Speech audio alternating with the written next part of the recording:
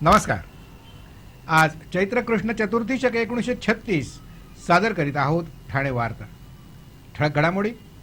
भारतीय जनता पक्षाच्या 2 गटातील शीतयुद्धामुळे चिंतामण वनगा अडचणीत। कल्याण लोकसभा मतदारसंघात तिरंगी लढतीमुळे चुरस कायम। आणि राष्ट्रवादी काँग्रेसचे उमेदवार संजीव नाईक यांच्या वचननाम्यात वचनांची खैरात। या आणि इतर घडामोडी विस्तृतपणे पण काही क्षणातच। ठाणे वार्ता पहा श्रीस्थानक वाहिनीवर। आता सकाळी 9:15 पासून रात्री 9:15 पर्यंत ठाणे वार्ता, ठाण्यातील पहिलं दृकश्राव्य माध्यम। श्रीस्थानक वाहिनी ठाण्याची स्वतःची वाहिनी। ठाण्यातील घडामोडी, कार्यक्रम, वादविवाद, अगदी गाणी, नाटकं याचा आनंद घर बसल्या पहा श्रीस्थानक वाहिनी। आपल्या ठाण्याचं हक्काचं व्यासपीठ श्रीस्थानक वाहिनी। ठाणे वार्ता आता संकेतस्थळावर देखील ठाणेवार्ता.com वर क्लिक करा आणि ठाण्याच्या घडामोडी जाणून घ्या। ठाण्यातील पहिलं ऑनलाईन माध्यम ठाणेवार्ता.com। नमस्कार मंडळी, दर रविवारी पाहायला विसरू नका। नमस्कार मंडळी, आपल्या प्रश्नांचं थेट उत्तर। ठाणे वार्ता पहा श्रीस्थानक वाहिनीवर।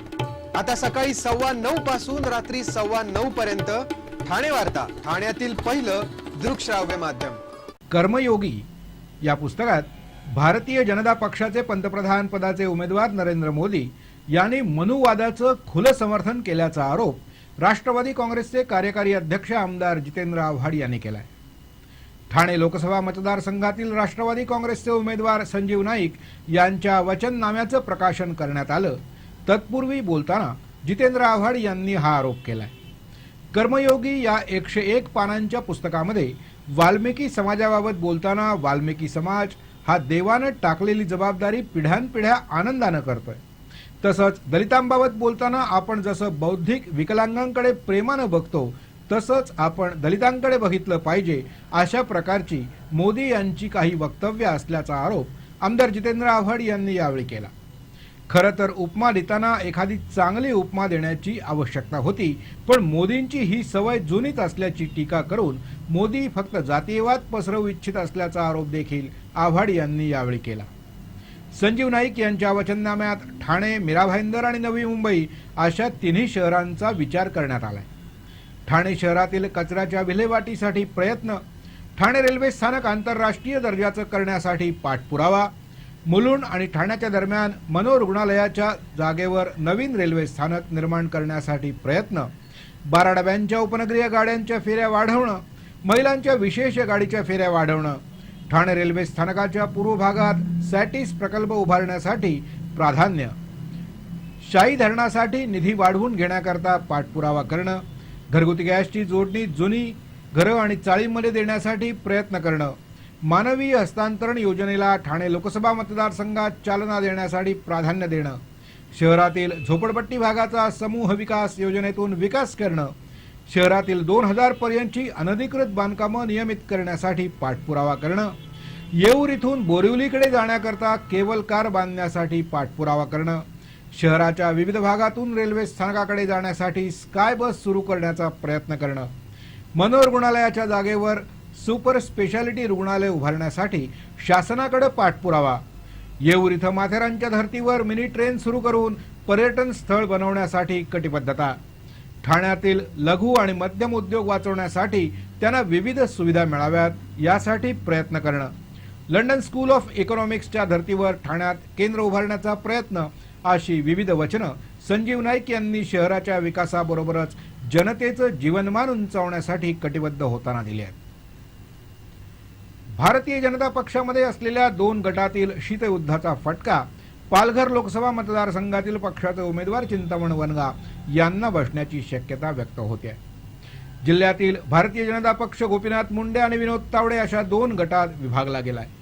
या 2 गटांमधील शीतयुद्धात चिंतामण वनगा यांची उमेदवारी भरडली जाण्याची शक्यता दिसते। भारतीय जनता पक्षातील एक गट चिंतामण वनगा निवडून येऊ नयेत यासाठी प्रयत्नशील आहे। चिंतामण वनगा हे गोपीनाथ मुंडे गटाचे मानले जातात, त्यामुळे तावडे गटाच्या नेत्यांनी ते निवडून येऊच नयेत असे प्रयत्न चालवले असून गोपीनाथ मुंडे यांना काटशह देण्याच्या नादात पक्षाचं देखील नुकसान होणार आहे। मतदान आता अवघं काही आठवड्यावर आलंय। पण सुरुवातीपासूनच पक्षाचे नेते आणि कार्यकर्ते यांच्यात समन्वय नसल्याचं यावेळी दिसतंय. एकीकडे शिवसेना, जनआंदोलन आणि इतर काही पक्ष चिंतामण वनगा निवडून यावेत यासाठी दिवस रात्र एक करतायत, पण भारतीय जनता पक्षातील एक गट मात्र त्यापासून दूरच आहे. भारतीय जनता पक्ष जर यंदा निवडणूक हरला तर पुढे कधीही लोकसभेची ही जागा पक्ष मिळवू शकणार नाही, असं पक्षातील काही नेत्यांचं म्हणणं आहे. ठाणे वार्ता पहा श्रीस्थानक वाहिनीवर. आता सकाळी 9:15 पासून रात्री 9:15 पर्यंत ठाणे वार्ता, ठाण्यातील पहिलं दृकश्राव्य माध्यम.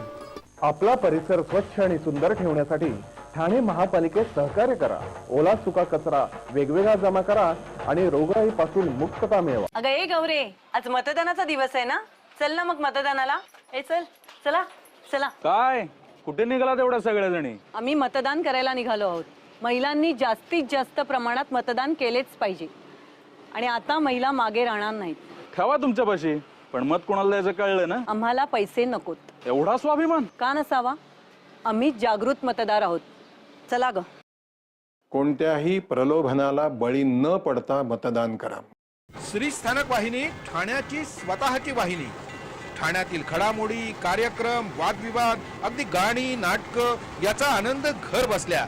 पहा श्रीस्थानक वाहिनी, आपल्या ठाण्याचं हक्काचं व्यासपीठ. श्रीस्थानक वाहिनी. ठाणे वार्ता आता संकेतस्थळावर देखील ठाणेवार्ता.com वर क्लिक करा आणि ठाण्याच्या घडामोडी जाणून घ्या. ठाण्यातील पहिलं ऑनलाईन माध्यम ठाणेवार्ता.com. डॉक्टर आणि रुग्णांचं पिढ्यानपिढ्यांचं जिव्हाळ्याचं नातं म्हणजेच डॉक्टर बेडेकर हॉस्पिटल. आता अत्याधुनिक सोयी सुविधा आणि तंत्रज्ञान युक्त वंध्यत्व निवारण केंद्रात IVF आणि टेस्ट ट्यूब बेबीचीही सुविधा. डॉक्टर बेडेकर हॉस्पिटल, महर्षी कर्वेपथ, ठाणे. 65 वर्षांची निरंतर सेवा. ठाणे वार्ता पहा श्रीस्थानक वाहिनीवर. आता सकाळी 9:15 पासून रात्री 9:15 पर्यंत ठाणे वार्ता, ठाण्यातील पहिलं दृकश्राव्य माध्यम.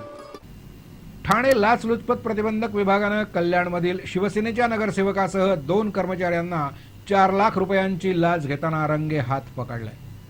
कल्याणमध्ये या प्रकरणात तक्रारदार असलेल्यांचं 2,500 चौरस फुटाचं दुकान आहे. हे दुकान अनधिकृत असल्यानं तोडावं लागेल असं शिवसेनेचे नगरसेवक विद्याधर भोईर, उपअभियंता दत्तात्रय मस्तूद आणि शिपाई विलास कडू यांनी सांगितलं होतं. दुकानावर कारवाई करायची नसल्यास 11 लाख रुपयांची मागणी त्यांच्याकडे करण्यात आली. पण चर्चेदरम्यान 4 लाख रुपये देण्याचं ठरलं. यातील 4 लाख रुपये नगरसेवक विद्याधर भोईर यांना, उर्वरित 4 लाख उपअभियंता दत्तात्रय मस्तूद आणि शिपाई विलास कडू यांना देण्याचं ठरलं होतं. लाचलुचपत प्रतिबंधक विभागानं विद्याधर भोईर यांना प्रभाग क्रमांक 29 मधील कार्यालयात 4 लाख रुपये घेताना पकडलं, तर मस्तूद आणि कडू यांना कल्याण डोंबिवली महानगरपालिकेच्या प्रभाग ब कार्यालयात पकडण्यात आलंय. ठाणे जिल्ह्यातील 4 लोकसभा मतदारसंघात 24 एप्रिलला मतदान होणार असून हे मतदान शांततेत पार पडावं यासाठी पोलीस यंत्रणा देखील सज्ज झाली आहे. जिल्ह्यातील ठाणे, कल्याण, भिवंडी आणि पालघर अशा 4 लोकसभा मतदारसंघात 24 एप्रिलला मतदान आहे. या मतदानासाठी 880 पोलीस अधिकारी, 2000हून अधिक पोलीस तर 3400 गृहरक्षक दलाचे पोलीस कर्मचारी तैनात केले जाणार आहेत. ठाणे पोलीस आयुक्तालयातील पोलिसांबरोबरच बाहेरूनही पोलीस मागवण्यात आले आहेत. यामध्ये 3 पोलीस उपायुक्त, 10 सहाय्यक पोलीस आयुक्त, 25 पोलीस निरीक्षक, 205 पोलीस उपनिरीक्षक, 1300 पोलीस आणि 3400 गृहसंरक्षक दलाचे पोलीस कर्मचारी बाहेरून येणार आहेत. सध्या मतदानासाठी आवश्यक त्या बंदोबस्तावर अंतिम हात फिरवला जातोय. कल्याण लोकसभा मतदारसंघात शिवसेना, राष्ट्रवादी आणि महाराष्ट्र नवनिर्माण सेना अशी तिरंगी लढत अपेक्षित असून प्रत्यक्ष मतदार कोणाला कौल देणार याकडे सर्वांचंच लक्ष लागून राहिलंय. कल्याण लोकसभा मतदारसंघातील निवडणूक शिवसेनेनं प्रतिष्ठेची केली आहे. राष्ट्रवादीने या मतदारसंघातून आनंद परांजपे यांना पुन्हा एकदा उमेदवारी दिली असून कोणत्याही परिस्थितीत आनंद परांजपे यांना पराभूत करण्याचा चंग शिवसेनेनं बांधलाय. तर आनंद परांजपे यांनी देखील पुन्हा एकदा निवडून येण्यासाठी जोरदार प्रयत्न चालवले. त्यातच महाराष्ट्र नवनिर्माण सेनेच्या राजू पाटील यांच्या उमेदवारीमुळे या मतदारसंघात चांगलीच चुरस निर्माण झाली. आनंद परांजपे आपला गड शाबूत राखतात का, की शिवसेना त्यांच्या गडावरील चढाईत यशस्वी होते, की दोघांच्या भांडणात तिसऱ्याचाच लाभ या उक्तीप्रमाणे राजू पाटीलच बाजी मारतात याकडं सर्वांचंच लक्ष लागून राहिलंय. तीनही उमेदवार प्रचारासाठी वेगवेगळे हातखंडे वापरतायत. या मतदारसंघातील शिवसेनेचे उमेदवार तुलनेनं नवखे असले तरी वडिलांचं चांगलंच पाठबळ त्यांच्या मागे आहे. तर आनंद परांजपे हे काहीसे अनुभवी असले तरी त्यांच्याकडे फक्त वडिलांचा आशीर्वाद आहे. राजू पाटील मात्र कोणत्याही पूर्वपुण्याईविना या निवडणुकीत उतरले आहेत. त्यामुळे बाजी कोण मारणार हे 16 मे रोजीच स्पष्ट होईल. आज श्रीकांत शिंदे यांनी उपनगरीय गाडीमधून प्रवास करत उपनगरीय प्रवाशांसमोर आपला प्रचार केला. प्रवाशांच्या अडचणी समस्या या जाणून घेत त्यांनी या समस्या सोडवण्यासाठी आपण प्रयत्न करणार नसल्याचं आश्वासन दिलं.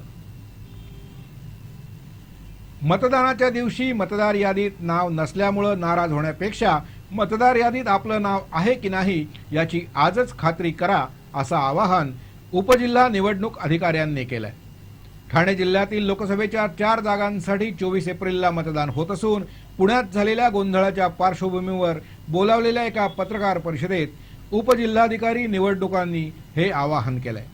पुण्यामध्ये जवळपास 1 लाख मतदारांची नावं मतदार यादीतच नसल्यामुळं बराच गोंधळ उडाला. त्या पार्श्वभूमीवर उपजिल्हाधिकारी निवडणूक यांनी ठाण्यातील मतदारांना हे आवाहन केलंय. मतदानाच्या दिवशी नाव नसल्यामुळे नाराज होण्यापेक्षा मतदार यादीत नाव आहे की नाही याची आजच खात्री करून घ्या. यासाठी मतदार 1822-1953 या टोल फ्री क्रमांकावर सकाळी 8 ते रात्री 10 वाजेपर्यंत आपलं नाव मतदार यादीत आहे की नाही याची खात्री करून घेऊ शकतो.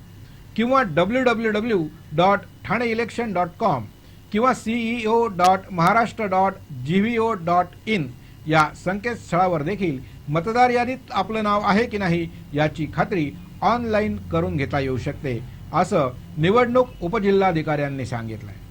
सोशल मीडियातील अफवांवर विश्वास न ठेवण्याचं आवाहन जिल्हा उपनिवडणूक अधिकाऱ्यांनी केलंय. सध्या व्हॉट्सअपवर ऐनवेळी मतदार नोंदणीबाबत नमुना 7 मध्ये अर्ज करून मतदान करण्याबाबत लघुसंदेश प्रसारित होतोय. त्यात नमुना 7 हा नाव वगळण्यासाठीचा नमुना आहे. तसंच आता लोकसभा निवडणुकीसाठीची मतदार यादी अंतिम झालेली आहे.